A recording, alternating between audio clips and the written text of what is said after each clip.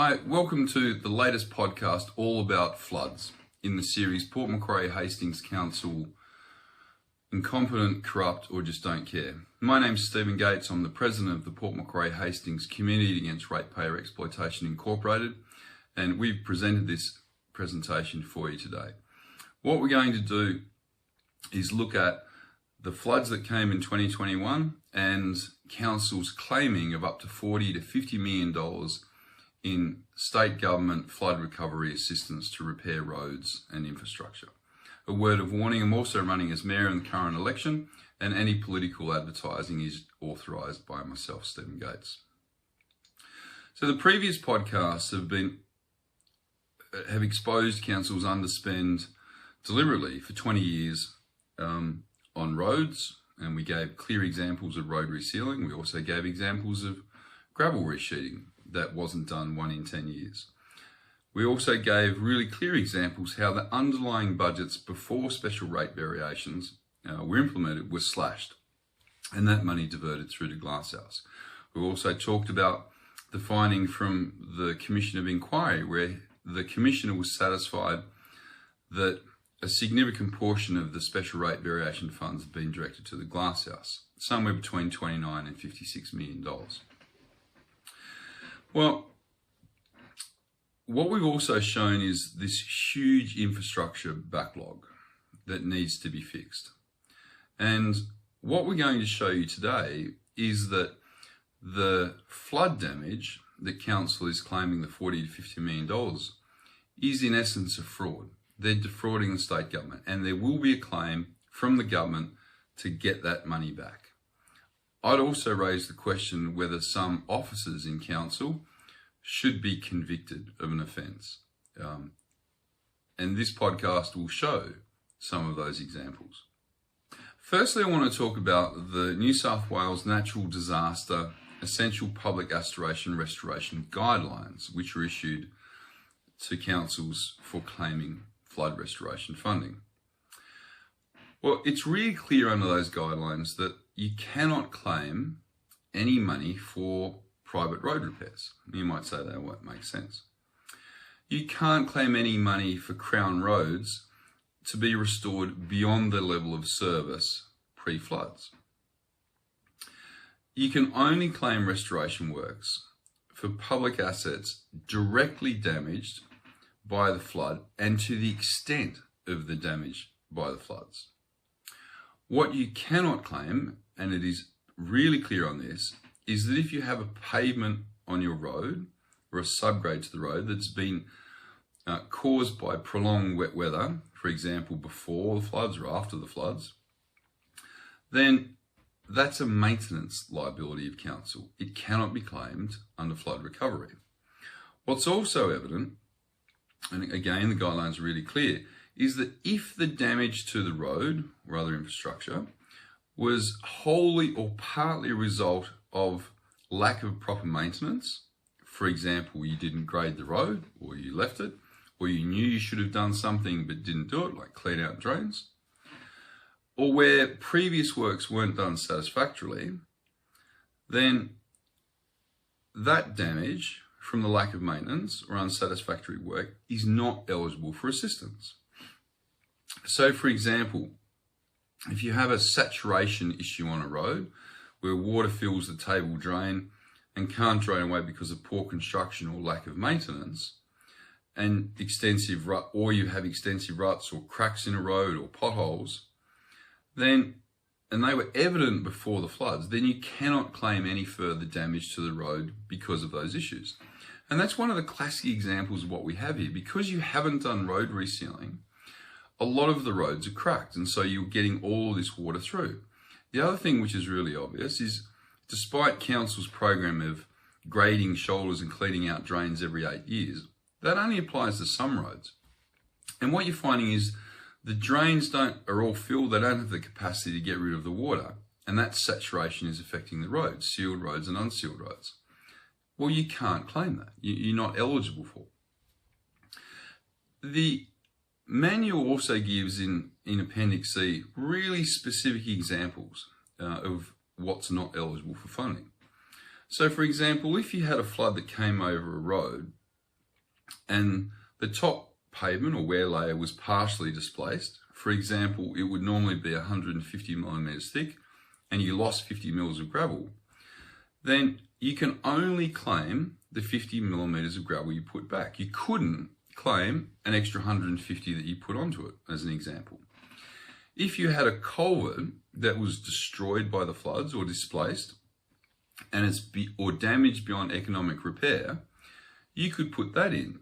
But if you had some that you wanted to do but didn't have the funding for previously, you couldn't do. The other example is if you had let's say you have an unsealed road 1,000 meters long and the flood came through in a downhill area at a culvert or a bridge and washed away 8 meters across of the gravel, then you could only claim the gravel replacement back for that 8 meters. If you did the whole road, the whole 1,000 meters, you couldn't claim that. That would be what's known as an upgrade of an asset. So one of the things that council is required to do if they wish to claim funding is they must provide proof of the pre-flood damage. Such things as the asset records showing maintenance, the asset register showing the condition of that road segment. They must produce photographs, and they must produce cause that it was done by the floods. Now, one of the things that is really clear in the guidelines, particularly in relation to unsealed roads, is if you do not provide proof that you did gravel resheeting in the preceding 4 years, you cannot claim for gravel resheeting. So why do we say that they've done a $40 or $50 million fraud? Well, a couple of things. So firstly, council told me personally that they were doing gravel resheeting after the floods for a period of 6 months solid. 6 months. Pretty interesting. They also said that they were doing no maintenance grading until August or September, until they'd done all of the repairs. That was interesting. The other thing they also said was that the road that I'm on, Thorn River Road, they were going to claim all of the repairs to that through flood recovery. Now, we've been a four-wheel drive access track since 2015, 6 years. The road is rutted, it's got scours down the road up to 750 mils. All the battered drains are eroded up to 800 mils. It's got potholes. It has virtually no gravel left. It's down to clay or bedrock. And we have blocked drains. And they said they're going to fix all of that under flood recovery. Well, I said to them that if you do this, I will pursue you because that's fraud. You cannot claim for what you say. Oh, but wasn't it made worse? And I said, well, it was made worse. But if you're claiming funds for flood recovery, you can only repair it to the extent that was lost. You can't fix the shit that was there before and expect to get away with it. Well, that was an interesting conversation. So why do I say there's a $40 or $50 million fraud? What council didn't know before I had my meeting with them in April and before we filed a GIPA or Freedom of Information request against council was that between 2018 and 2020, I'd inspected almost every single unsealed and sealed road in the Port Macquarie Hastings region.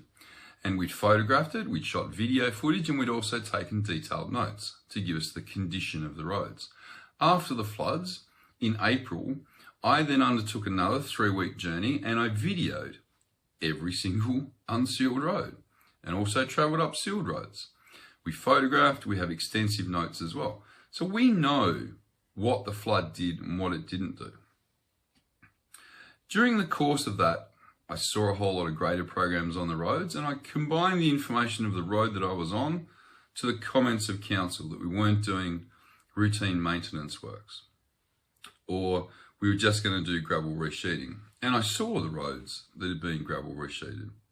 What was apparent to me was that roads that were being gravel resheeted in its entirety had only a small section where it was flood affected. They weren't flood affected in the sections that they were doing. For example, Glenewan Road was a good example. Now, that had water over it, there's no question about that, but it didn't lose all of its gravel. In fact, it only probably lost a little bit of gravel, if that. Council did some interim patching, gravel resheeting in small areas. I agree that they were affected. But they then gravel resheeted the whole road to 150mm thick. Now, I'd seen that road in 2018, and it was terrible back then in terms of there was almost no gravel left. So what they've done is they've taken this as an opportunity, because they hadn't done the gravel resheeting 1 in 10 years that was funded from special rate variations, to let's spend all this money on assets that we should have maintained years ago, and we can claim it through a slush fund. Well, that's fraud. The same applies to Bill Hill Road. I've been up that road so many times, and its gravel was pretty good. After the floods, we looked at it, had a few minor ruts, a couple of potholes, but it was good condition. It had a good amount of gravel left. Well, that road was completely gravel resheeted as well. One thing we did notice about Bill Hill Road was that some of the gutters had lots of tyre marks in them. And what we found through observation was 3 truck and dogs passing each other on the road after the floods, which caused the deterioration in the gutters. Now, that is saturation, and it cannot be claimed through flood recovery. Well, the other things we saw that couldn't be claimed was Black Creek Road. They had an excavator and a backhoe cleaning out the drains beside the road. Now, in some areas it may have been legitimate, but in other areas they were just doing it because they could. Again, not caused by the floods at all. We also noticed that they were grading roads which were not damaged, and they were claiming the whole road as a grading, as reimbursement. For example, Stennet's Road, Black Butt Road West, Little Loops Road. What we found is that most of the roads that were damaged through lack of maintenance. They hadn't cleaned the drains out, it had clogged up with sticks, diverted onto the road. Or there were ruts down the road, and so water ran down the road. Or there was inadequate drainage, and so it had built up and then gone across the road. Now, they're classic examples where the failure or the damage caused was not the flood per se. It was either poor construction or it was lack of maintenance. Thorn River Road and Old Highway are classic examples where they were both deemed four-wheel drive access tracks. Now, Old Highway, I haven't seen it on the grading program for 20 years. And yet after the floods, they had bulldozers in there, graders in there, they were doing gravel resheeting. There is no way on earth that that road met the criteria for restoration funding. It failed simply because council had done no maintenance to the road, purely and simply. So we have a GIPA request, Freedom of Information request, that's in on council. And we've asked them to give us all of the roads that they repaired and the nature of the works and whether they've claimed the repairs or not. Once we have that, we'll be in a position to accurately say, based on our video records and our inspections pre the floods, whether it occurred from the floods or not. But I tell you now, what I've seen, there is no legitimate basis for most of these. We probably had a few $1 million worth of repairs, if that. They're treating this as an absolute slush fund. The other thing we sat down and asked council was to give us their prioritisation process for why some roads were being repaired before others. And we particularly focused on unsealed roads. And the reason that I sat and requested this in April was I'd been to Rawdon Island and I'd seen Muskio Road, 500 metres long, unsealed road on a ridge line. I'd also been up Rawdon Island Road, which is a priority unsealed road. Now that was just atrocious. It was full of potholes. You were going along at 5, 10, 15 kilometres an hour. It was just terrible. Now Muskio Road was graded almost immediately after the floods, despite being on top of a ridge, not flood affected, may have had some rain damage to the gutters and that would have been about it. But the road was pretty good. Rawdon Island Road was a priority road and that was a shocker. And we talked about in a podcast council's risk-based prioritisation process for road repairs. Now, on any stretch, if you looked at the hierarchy, so that's the road hierarchy, Muskio Road is ranked 149 of 179 roads, pretty much to the end. Rawdon Island Road is ranked 17 out of 179. there's clear evidence that Rawdon Island, on a risk-based approach, if you measure the potholes, was much worse than Muskio, yet Muskio Road was done. And you've got to ask the question, who lives on Muskio Road and why was it prioritised? Well, we put in a GIPA request to find that answer out. How did the originating email or request for repairs come and who approved it? And we want to know that answer because that will give us the answer whether it was objective and equitable and fair or whether it was biased or some other reason. The other question that's worth investigating, and we've looked at the eligibility criteria, is Riverbend Road. Now, you recall from an earlier podcast about unsealed roads, we looked at the difference between council's asset register and the road register. Now, the road register shows that Riverbend Road is only owned by council for the first 32 metres. The next 870 is a Crown Road, and beyond that is a private road. We also know that council's asset register says that they actually own 927 metres of the road, and we talked about how there can't be a conflict. Crown can't own it if council own it and vice versa. Well, what was worse was that was one of the very first roads to get gravel resheeting. Now, it has one low spot on the road in a valley. We met with the crew doing the gravel resheeting there, and they bragged to us that they're doing this for the next 6 months and how they'd put 150 or 200 mils of gravel up the whole road and they put 300 down in the middle of the valley. The problem with that is when I measured it, they'd actually gravel resheeted 1,006 metres of the road. Now, at the worst application of the road register, council only owns 32 metres of it. Shouldn't have done anything more than that because it's exceeding the restoration of access for a Crown Road. The better one for council is that we use the asset register, which says they own 927 metres, in which case anything from 927 metres to 1,006 is a private road. Now, you'll know from the flood restoration, they cannot claim money for that. Now, my question to council is, did the ratepayer pay council, or did we claim the whole lot through flood recovery, or did we pay for it out of our budgets? And you might expect they don't really want to give me the answer. Irrespective, under the flood recovery guidelines, if you cannot prove it's been gravel resheeted in the preceding 4 years, you can't claim it anyway. So,